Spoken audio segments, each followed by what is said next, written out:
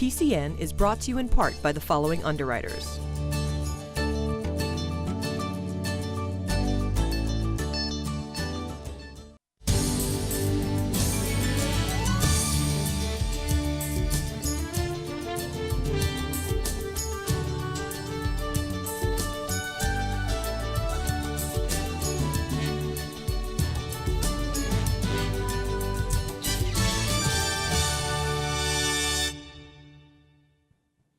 Happy St. Patrick's Day and welcome to PCN, local stories from Duxbury, Kingston, Pembroke, and Plymouth.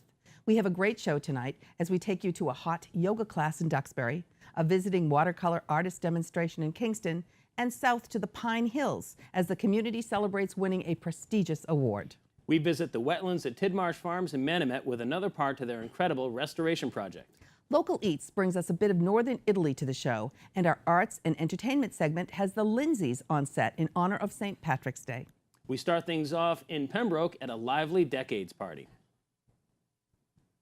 The Plymouth and South Shore Association of Realtors is a professional trade organization focusing on supporting ethical real estate services. It boasts over 2,400 members along the South Coast. The group works to educate and strengthen its own members to become strong real estate leaders in the community. They hold many events for their members, from after-hours get-togethers to training and sometimes a fun party that brings everyone together. They recently held a decades party, and PCN was invited to bring you the story. We're here at Decades Night. It's our Young Professionals Network promotion and launch party. And what we're doing is we're trying to get new and young professional realtors more involved in the association and get them more involved in different core areas like leadership, advocacy, community outreach, networking with their peers, and just be able to provide them more tools and resources to succeed in the industry.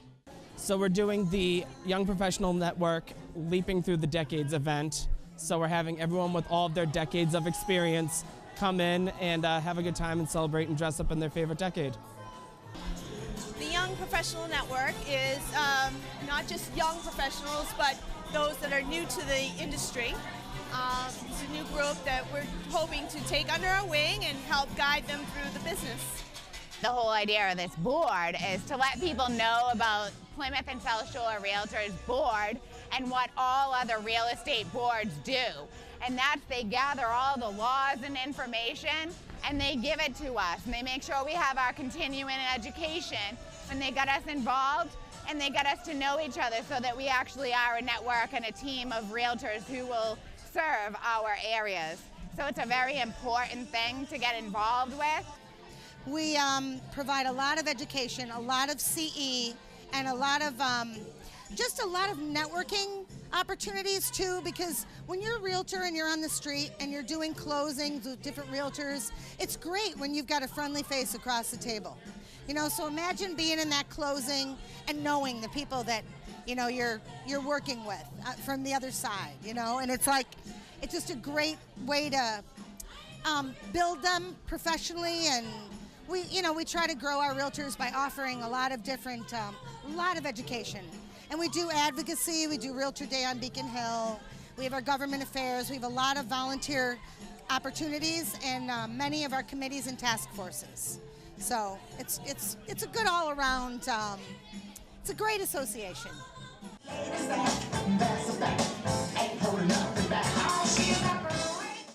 The Pine Hills was recently awarded the Community of the Year Award from Best in Living magazine.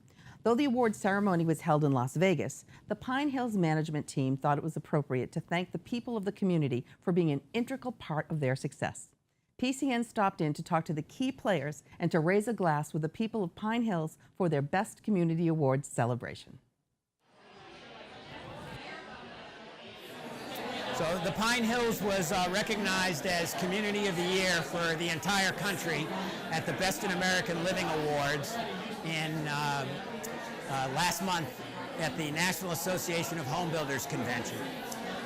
There's only one Community of the Year. It's an awards program that's sort of the best of the best. There are over 600 entries to the program. Pine Hills was recognized as the best mixed-use community in a suburban context. Has also won an award for being the best in green, a finalist, and then the overall community of the year for the entire country.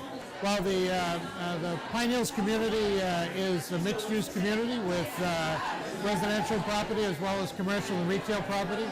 We currently have over 2,000 households with almost 4,000 people living here at Pine Hills. Over 30 businesses with hundreds of employees that have been created here in Plymouth. And we've also been able to create over $1 billion worth of assessed value, which has contributed about $15 million in property taxes to the town of Plymouth each and every year. Well, we're very proud to have received this award. It is kind of the Academy Award of the home building industry. It's Best in American Living, and it's really an award that is shared truly by the town of Plymouth, and in particular the residents and businesses here at Pine Hills. The town of Plymouth was quite visionary when it established the Osmond zoning, which allowed Pine Hills to happen, and we've worked very hard to put that vision into place. And this award basically, I think, is testimony to all that hard work over the years. When they came 18 years ago and they made the pitch on what they were trying to accomplish here, they spent a lot of time, they worked with all the different boards in town, and they really kept their commitment. And frankly, I think they did more than they said they were going to do. We are almost on the cusp of $1 billion in real estate value. That is something that is incredible. It's close to $16 million in tax revenue to the town of Plymouth on an annual basis. I don't even think we, early on, when they were making their pitch, were that ambitious as far as what the revenue would be. And now you see the Marabou there, and you see these beautiful facilities for senior living, you know, all of the housing. And then the talent, the people who have come from all around the Commonwealth and the country to move and live here. These talented people are now engaged in our community. They're helping our community, volunteering on boards, helping in every different aspect, humanitarian work. And so I couldn't be happier as the state senator from this area to have Pine Hills in my community, because I really believe Pine Hills is one of those special communities that has really put their money where their mouth is and has helped this community greatly. Our thanks to all of you and all that you've contributed to help make Pine Hills what it is.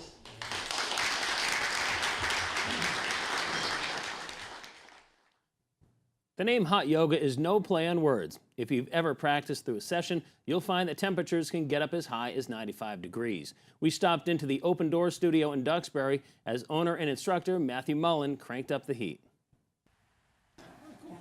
The word yoga means to bring together, to yoke together, right? And if you think about your breathing and just how the breathing is arising and a falling, the breathing is yoga. So really what the practice is ultimately designed to do is not so much change you, but remind you of your inherent perfection. Your breath is perfect. There's nothing really to change about it. And that's really what the practice is actually very simple. It's that simplicity that we're looking for, that elegance in movement to get us through life. Hot yoga is really, the theory is that you heat the muscles up and they essentially become more pliable. It's really that simple. And some people think that hot yoga got its origins because yoga itself is from India. And India is obviously a very hot subcontinent. And so that's really the benefit of it. You're building up a lot of sweat. I guess you'd say it's a little more physically aggressive than some of the other styles of yoga. Generally speaking, we have two levels as far as the temperature goes. A full-on power class, we're at about 95 degrees. A moderate class is more 80 to 85 degrees. So we get a lot of ex-triathletes, marathoners that may have punished their bodies with those type of sports, and they end up loving power yoga because while it gives them that same sensation of physical exercise, its ultimate purpose, like I say, is to give you just a peace of mind. One of the oldest forms of meditation, probably the oldest form, is observing the movement of your breath. When you observe the movement of your breath, and this happens so quickly you might miss it, but when you do observe the movement of the breath, the internal dialogue recedes to the background a little bit, and you get that sense of peace. So really what the practice of yoga is an attempt is to increase that space. So we know now our anxiety, our depression, all of our problems are caused by the story. We're trying to tap into that natural intelligence of the body. And really that's what yoga, that's when students leave a yoga class, they have this sense of peace that they can't quite identify. And that's what we're after. It's that losing the identification, if that makes sense.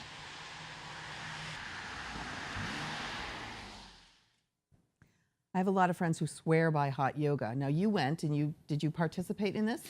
Luckily I didn't. They were nice to me though. They didn't crank up the heat as much as he had said. He did say it can be 85 for a moderate, 95 for one of the more serious classes.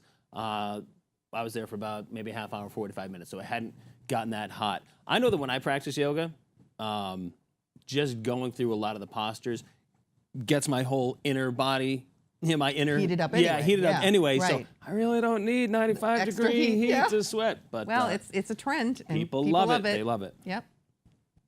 Watercolor painting can be one of the most challenging art forms. In fact, learning how to do it correctly is an art form in itself. That's why Silver Lake High School invited expert watercolor painter Susan Swinand to give a tutorial on the high school art class. This is a great opportunity for the students. We brought this guest artist in. Her name is Susan Swinland. She is a signature member of the American Watercolor Society, which is a very elite group. So she's incredibly experienced in watercolor. She provides a lot of hands-on feedback to students in a medium that she is very, very comfortable in. It's particularly pertinent today because today happens to be National Arts Advocacy Day. So we're reaching out and giving the kids an extra experience, which is great because this money came from the local cultural council grant money, both from Halifax and from Kingston, and also some money from the Silver Lake Regional High School PTO. This is part of the usual curriculum. Watercolor can be a very difficult medium to use. It reacts differently than other mediums, and it's particularly great to have someone who's years and years of experience. Normally we work in acrylic, which you see permanently recorded on all of the materials over here. Acrylic, you can layer the colors, one right on top of the other, so that you can obliterate something. Watercolor, frequently people think that you cannot erase, so step back.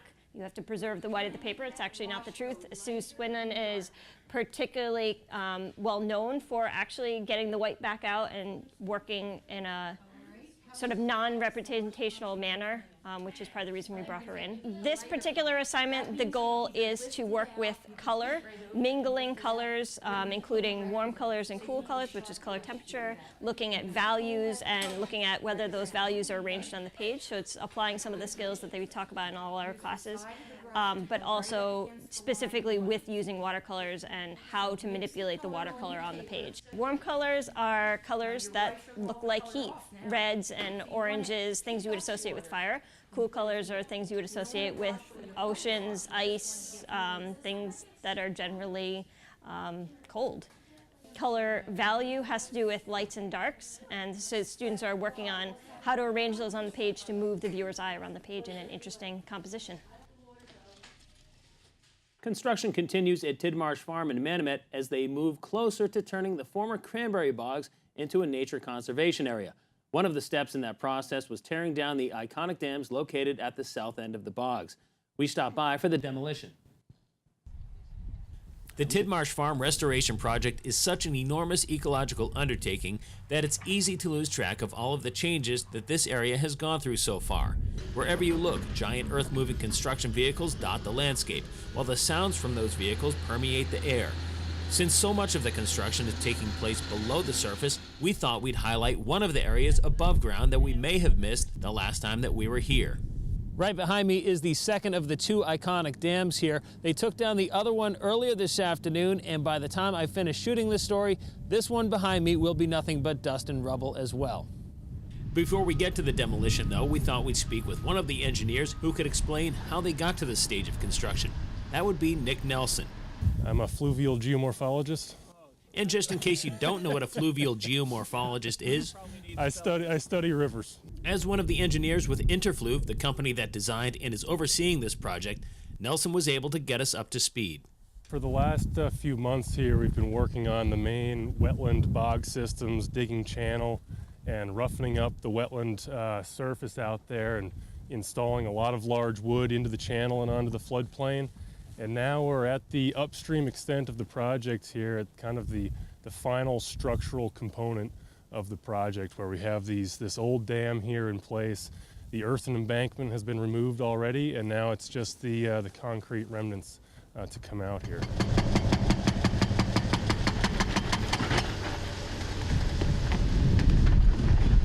Of course, to get to this point, a lot of water needs to be relocated, so the workers will have a relatively dry area to get things done. And that's a tall order considering that the whole area is marsh. We've kind of moved water around the site from east to west based on where we were working, so that for the most part we're working in the dry. In the dry means that we're not working in flowing water. Certainly here we've got water coming up from down below, several springs throughout the whole site, so nothing's dry but drier and out of flowing water is kind of what we've been working around. With the proper conditions in place, crews can now get underway in taking down the last of the 2 iconic dams. We're going to hammer out the concrete that's remaining here. Shouldn't be any effect to the flow of water here. We've already put the new channel online offline of where this structure is. So this will just be hammering the concrete, removing it from the site, and then grading through where this old structure was. The rest of this concrete structure here will probably take a few hours this afternoon to fully hammer apart, put on the trucks, and bring to the stockpile location. And now, just a few short hours and lots of construction later, I am standing where that iconic dam was.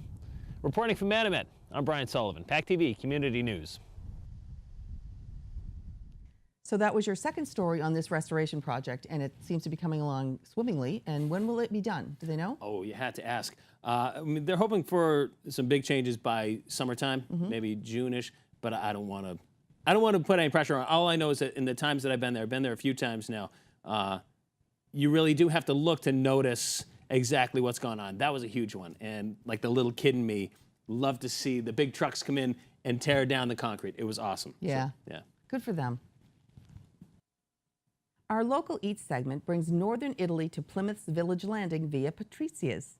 Patrizia came to Plymouth from Italy with a love of authentic Italian cooking, culture, and language. She started off with a cooking and language program right out of her own home kitchen. She taught people the beauty of the Italian language as they cooked authentic meals. Her cooking became so popular, the demand increased for her cuisine, that eventually residents pushed her to open her own restaurant.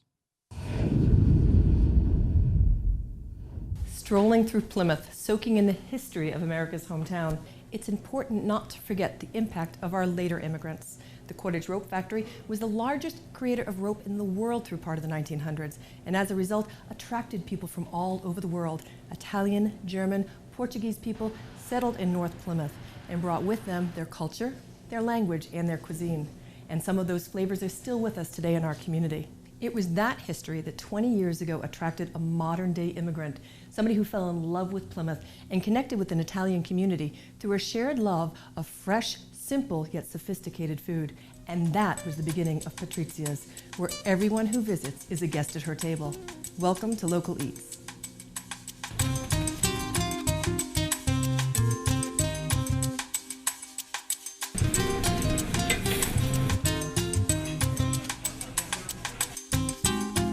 Before we get to Patrizia's table, I get to start in Patrizia's kitchen.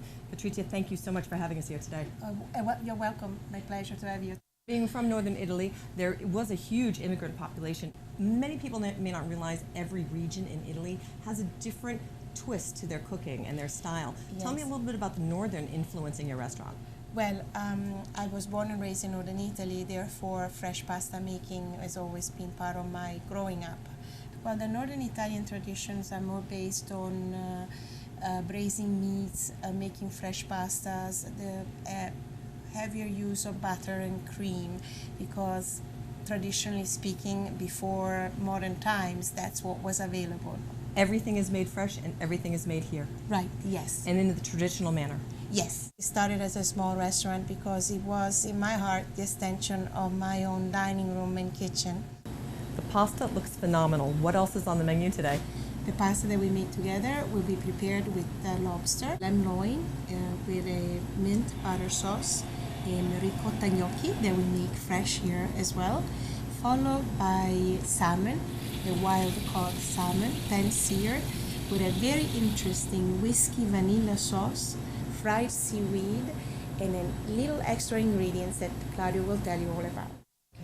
Claudio, you're the head chef here at Patrizia. Tell me, what are we doing here with the salmon today? We're gonna cut and prepare for salmon served with seaweed and whiskey vanilla sauce. That sounds absolutely amazing. Now, everything you prepare here is fresh. Everything is either local or it's seasonal. What is your favorite thing about cooking in a traditional Italian way? The fish is our goal, and pasta with fish is the best. But for example, here the salmon served with the whiskey is a sort of a more exotic food, but it's good. And it gives you a nice warm feel for winter heading into spring. Well, I am dying to watch you prepare this and then be able to meet Patrizia out in the dining room. Your dining room is gorgeous. I can't wait to sit there with the sun coming in through the windows. Patrizia, this looks absolutely amazing. Thank you so much for having us today. Our pleasure. Thank you for having us. Now, your food clearly is a beautiful marriage between the northern and southern regions of Italy with your ingredients. Tell me, what are your philosophies about cooking? Well, we like to use the freshest of ingredients and local ingredients, and using the bounty of New England in particular, so that we can showcase a lighter cuisine using seafood. And also what we would like to do is for our guests to have an authentic Italian dining experience where quality is the first thing that they detect, and presentation, and having fun in figuring out all the ingredients. So that is a true celebration of their taste buds. Thank you again so much for having us. The food is beautiful, everything is incredible. And for our audience at home, from Patrizia's table to yours, thank you for joining us. I'm Donna Rodriguez for Local Eats. Chin chin. Chin chin.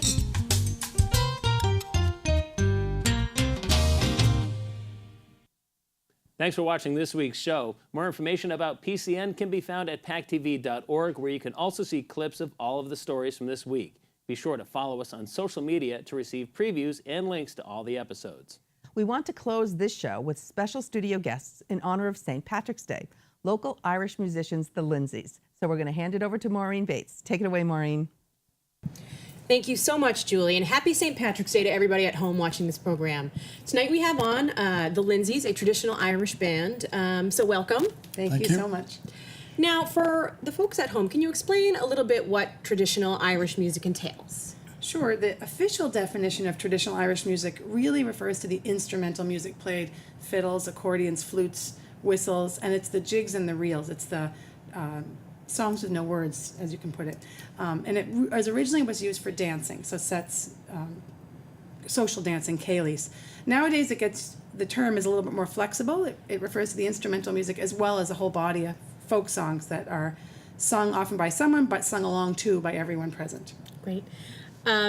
So today's St. Patrick's Day. You guys must have been pretty busy this season, as I am sure every season. Tell us a little bit. Happy St. Patrick's Day, folks. Happy St. Patrick's Day, exactly. So you guys will be taking a break soon, I imagine. Yes. Tell me a little bit about what your season is normally like. St. Patrick's Day is usually lots and lots of gigs. It's the busiest time of year. It pretty much guarantees that our taxes are going to be late on April 15th because we're too busy when everybody else is doing their taxes. We're out playing music. Lots of gigs. We were at the New World Tavern on the 12th. We played a concert in Kingston on the 5th. We had something at the Middleborough Council on Aging on the 4th. St. Patrick's Day, the daytime is the Snug in Hingham, and then the nighttime is T-Bones, right downtown Plymouth. Great, excellent. What will you be playing for us tonight? We're going to do a song written by Robbie O'Connell. It's called Home Away from Home. And it kind of reminds us of our dating times back and forth between the US and Ireland a few years ago. All right, well, take it away. Thanks so much for being here. Thank you.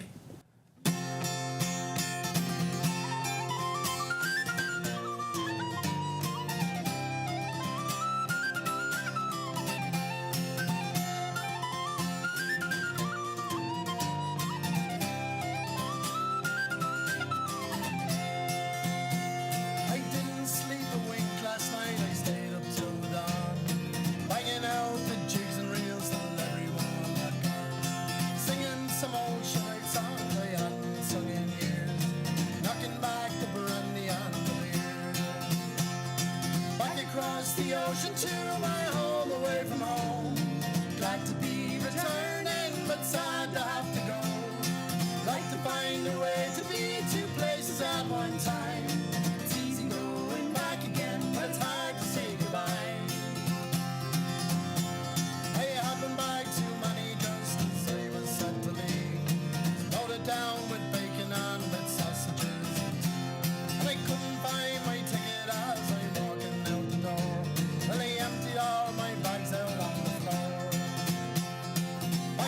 across the ocean to my home away from home. Glad to be returning, but sad to have to go. Like to find a way to be two places at one time. It's easy going back again, but it's hard to say goodbye. On board the plane, I sip a drink while waiting for the meal. Trying not to let my head know how my stomach feels. There's a baby right behind me, making sure that I won't sleep. Against the fold to find another seat. Back across the ocean to my home away from home. Glad to be returning, but sad to have to go.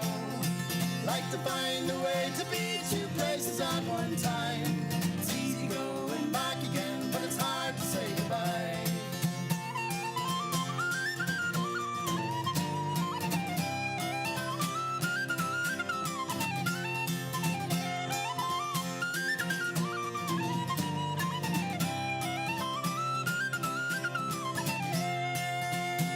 Well, I fall asleep at last just as the plane is touching down.